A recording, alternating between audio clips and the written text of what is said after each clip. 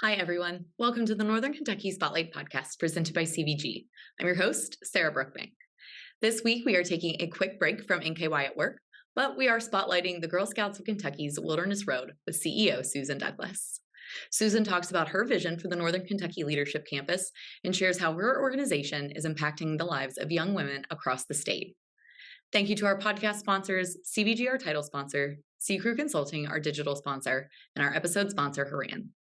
We have two exciting women-centered events coming up at the NKY Chamber this month. First up, on Tuesday, June 13th, we have Eggs and Issues, Women in High-Ranking Leadership Positions.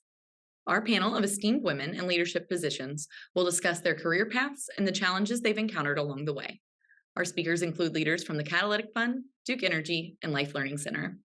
And on Tuesday, June 27th, our Grow NKY Talent Strategy Series will focus on hiring and retaining women in the workplace. An estimated 1 million women have not returned to work since the pandemic.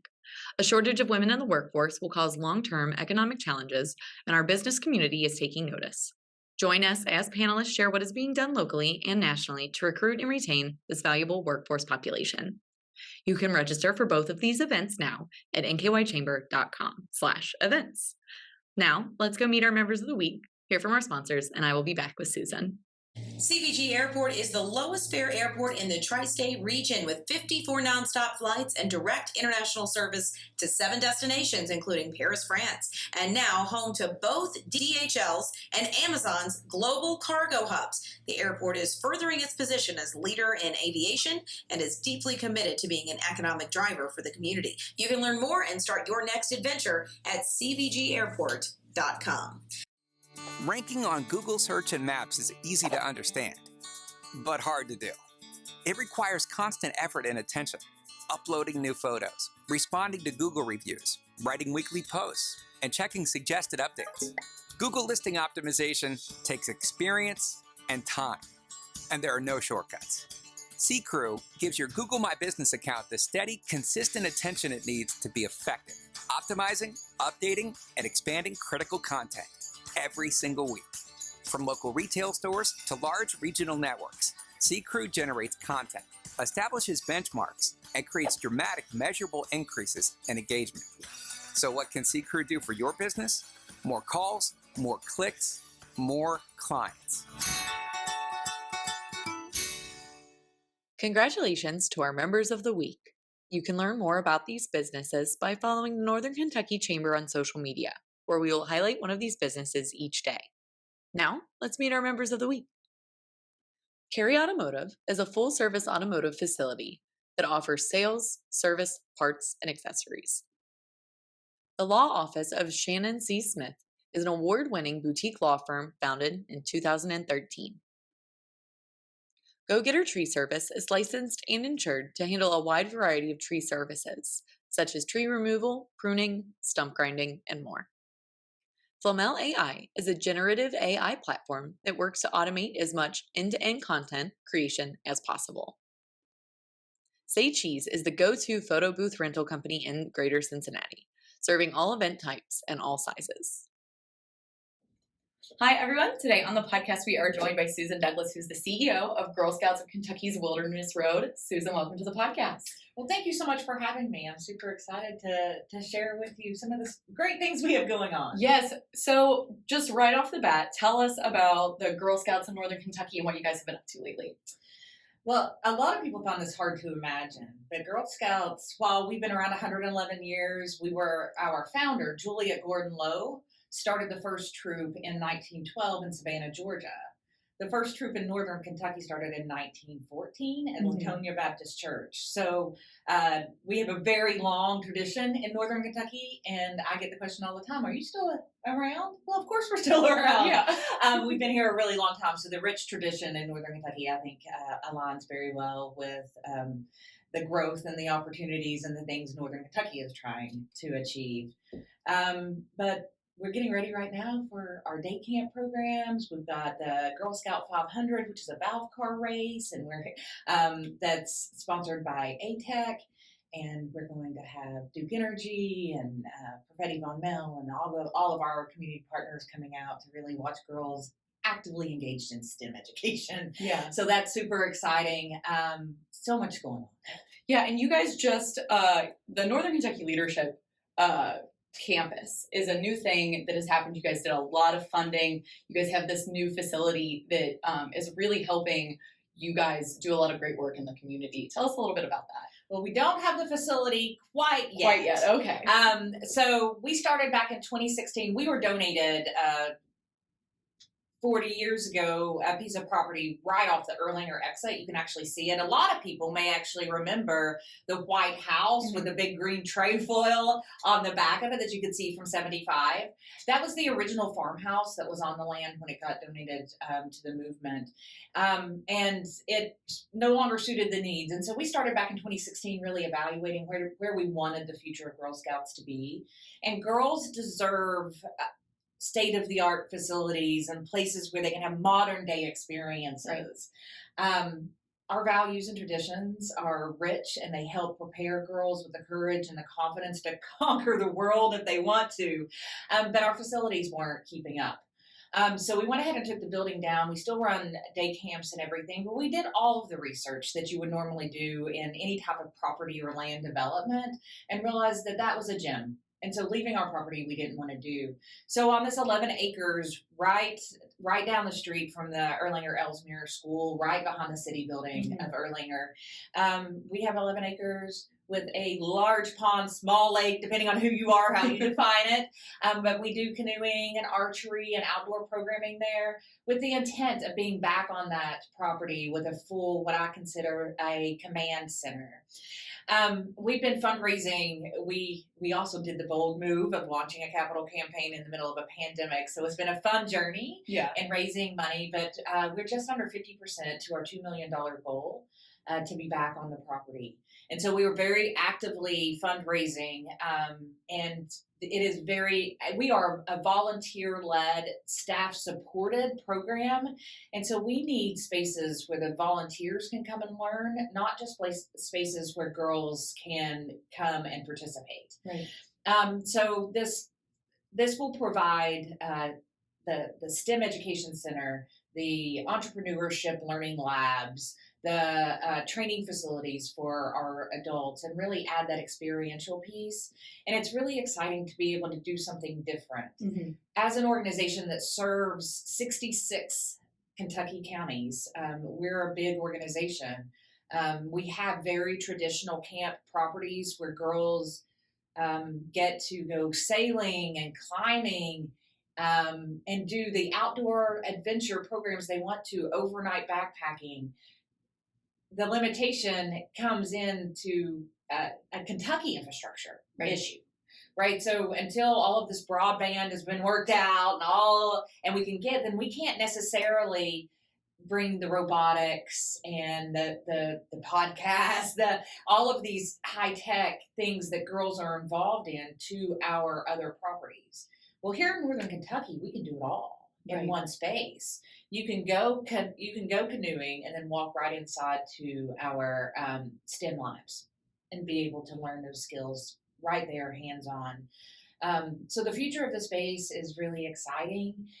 We expect to be serving well over 5,000 girls right out of that facility, and we're looking for hopefully breaking ground in a year. Yeah, that'll be very exciting. I live right around the corner from you guys, and then had attended many events there as a child. So it's really exciting to see you guys growing and still serving the community.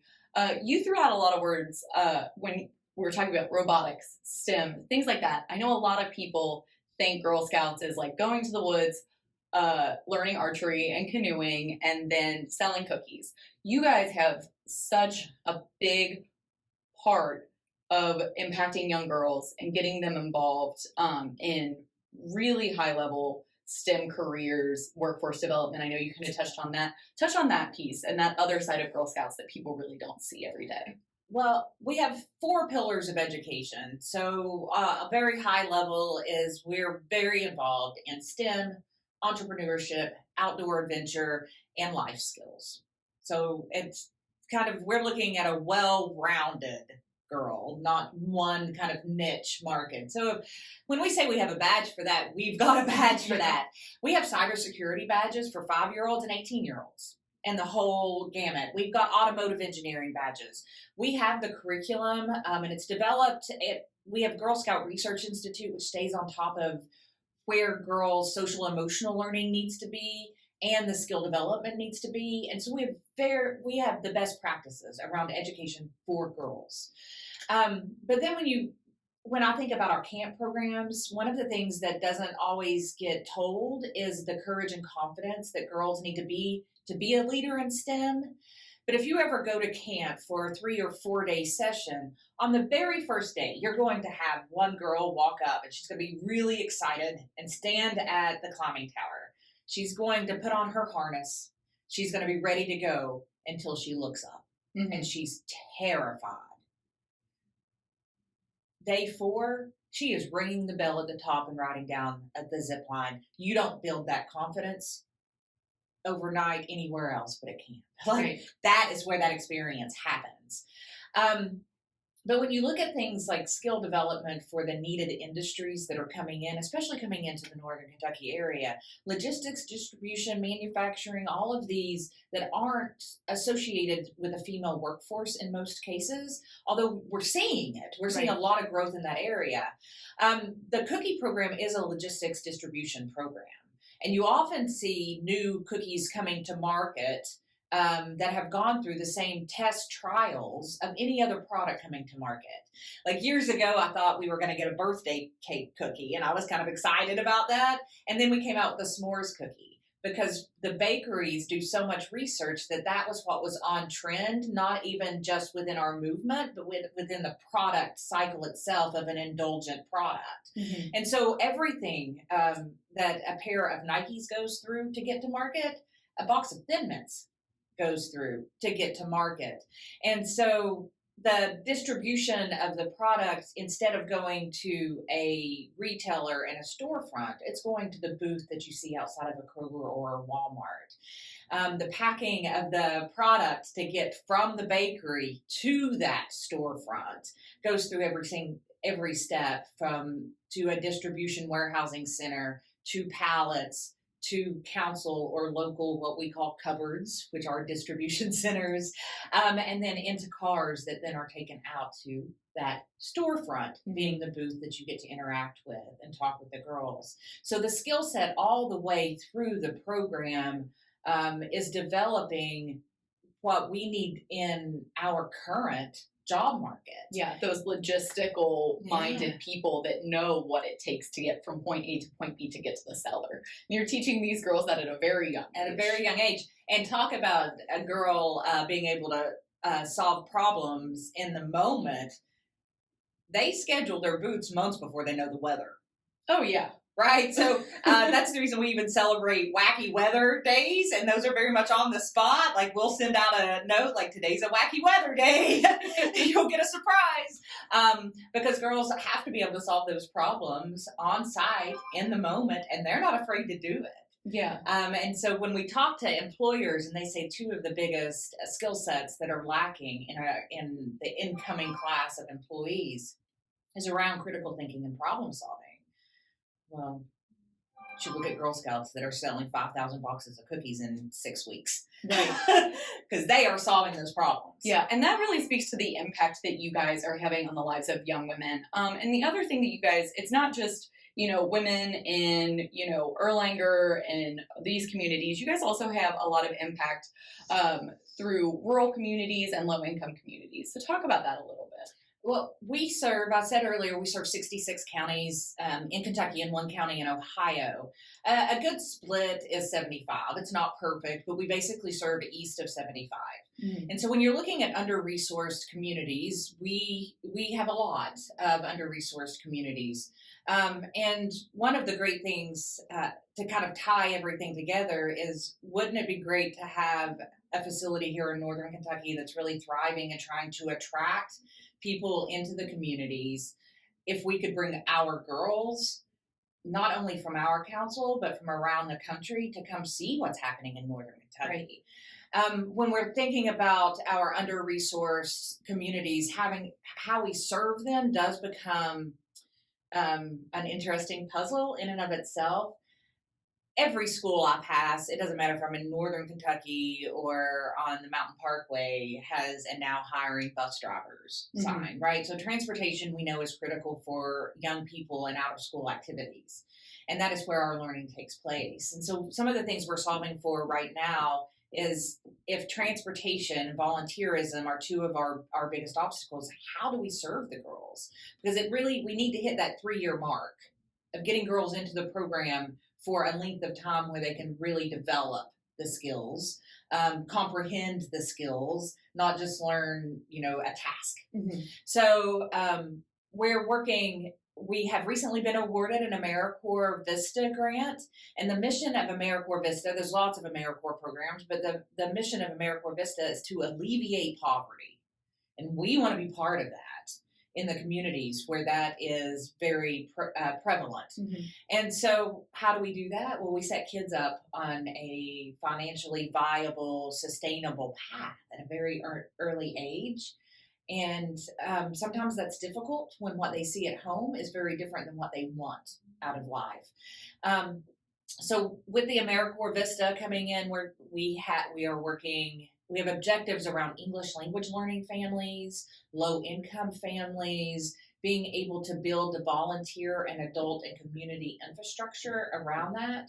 Because when it comes to programming, we've got programming. What we're lacking are things that are much more part of the community infrastructure, and we can't fix those alone. So how do we become part of the solution for what the community wants to see? So with the AmeriCorps Vista, we're going to have 9 people working in communities, including right here in Northern Kentucky, to really help us solve for some of those programs so we can build our own capacity of service. So having the facilities that have the tools and the resources is one piece of it, but having the people and the partnerships is another. Yeah, that's a big piece of it. And one of the things that we talked about briefly before we started filming is that idea that the Girl Scouts is founded on equity for girls and women. And reaching out to these communities that are underserved and kind of historically have been, that's kind of a piece of it, but it's a piece of the bigger puzzle about creating equitable futures. Yeah, and I think a lot about the DEI work, and I always include B, the sense of belonging. So we're a DEIB organization, and I'm not saying we've got it all figured out or we do everything right. Part of something that's intrinsic in our organization is failures to be expected, because that means we're trying.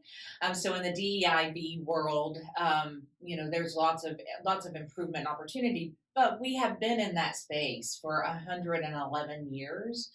The expectations of women today are crazy in some cases. And I think a lot of that kind of bubbled to the top during the pandemic. We watched a lot of women leaving the workforce. I think right here in Kentucky, we had over 500,000 women leave the workforce to become stay-at-home teachers, not just moms.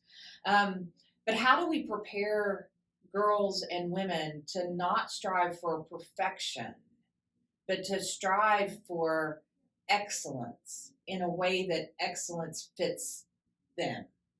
Right? So how do we get them in a on a financial pathway of what does success look like for them within their community? I think we have one of the most robust civic engagement programs, whether you're talking about our highest award, which is in our highest award program, girls identify problems they want to make a difference in, and then they create solutions. And so for our youngest girls, if they're very passionate about food insecurity, then they might be doing a food drive. But for our oldest girls, they're creating awareness campaigns about what food insecurity does, and then they might be building a food pantry. Right, so it's an evolution of that problem solving, that community engagement, being really aware of what's happening around them. But how do they do that personally as well? Yeah. How do they set themselves up for the kind of success that they want, maybe not the success that they see? Yeah. How can people get involved with your organization? I know there are a lot of ways that people can be a part of it. I love this question. It's one of my favorite. So I always talk in terms of time, talent, and treasure. Every single person, man or woman, anyone who wants to be involved can be involved with the Girl Scout mission. Time is a precious commodity, I think, for a lot of people. And so time to give back, to lead groups. One mentor can change the trajectory of any child. So in the world of Girl Scouts, stepping up to volunteer with individual groups of girls, whether it be through a traditional troop or any other model, I envision a world where we're having breakfast clubs and meeting at every community center and wherever girls and families are, that there is an opportunity to be involved. And so that takes a lot of people to be able to do that. And the time involved should be up to whoever wants to give that time. And so whether it's a one-day interaction with the girls or an ongoing opportunity, planning trips, or whatever passion that the volunteer brings, the talent is in that expertise. We have a cybersecurity badge. We don't hire cybersecurity scientists. So we have partnerships with places like US Bank that do have that level of expertise. So while we can get them girls started on that journey, we want to introduce them to professionals in all of those fields, everything from being a baker to a CDL driver. What does that look like? And so kind of that talent, like what do you bring to the table and how can we share that with our girls so they have a wealth of ideas to conceptualize what their future can bring for them. And they're not limited by just the things that they see every day.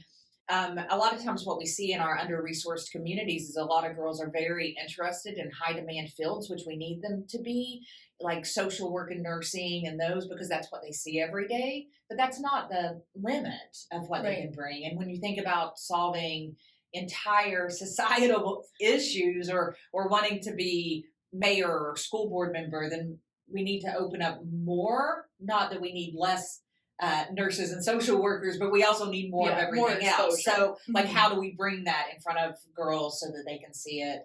And so that's kind of our talent. And then treasure. The cookie does do a lot, empowers girls to do a lot, and 100% of the cookie proceeds stay local. But everybody might have experienced a little inflation these days. Well, that's been going on for a long time.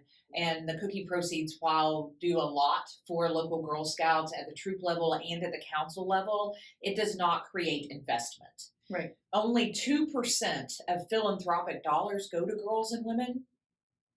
I'm going to say that again. Only 2% of philanthropic dollars go to girls and women. And so that's a disparity when you think about equitable investments in and of itself. And so if you're passionate about giving back and you really want to see girls thrive, they too need an investment in their future education. And so time, talent, and treasure are all important. And anybody who wants to get involved in our organization, I encourage them.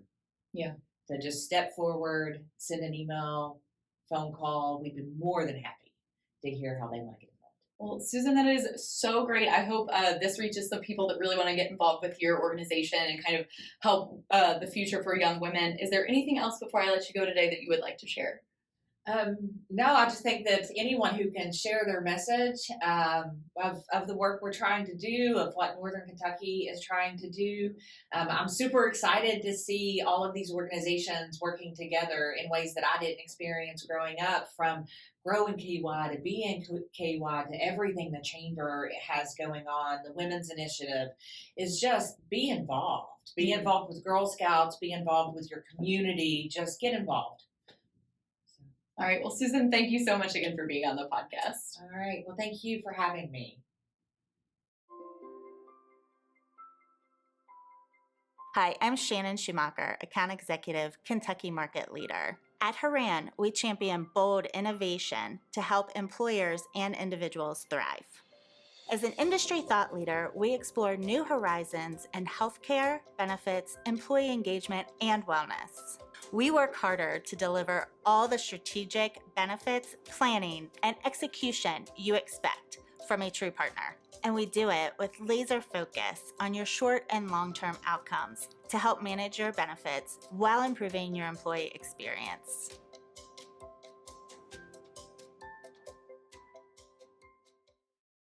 Hi, everyone. Welcome back. Thank you so much for tuning into the podcast today and learning a little bit more about Girl Scouts of Kentucky's Wilderness Road with Susan Douglas. Thank you to our podcast sponsors, CVG, Sea Crew Consulting, and Haran. Don't forget you can still register for Eggs and Issues, Women in High-Ranking Leadership Positions, and our Growing KY Talent Strategies series, Hiring and Retaining Women in the Workplace. You can register for both of those events now at nkychamber.com/events. Finally, if you are a member who would like to be featured on the podcast, or if you're someone who is interested in joining the Northern Kentucky Chamber of Commerce, please reach out to Lynn Ablin. And if you're interested in sharing your workforce strategies and resources on NKY at Work, please reach out to Nancy Spivey. You can find their contact information on the screen in front of you or at our staff directory at nkychamber.com. Thanks again for tuning in. We will be back next week with NKY at Work in our regular spotlight. I hope to see you then.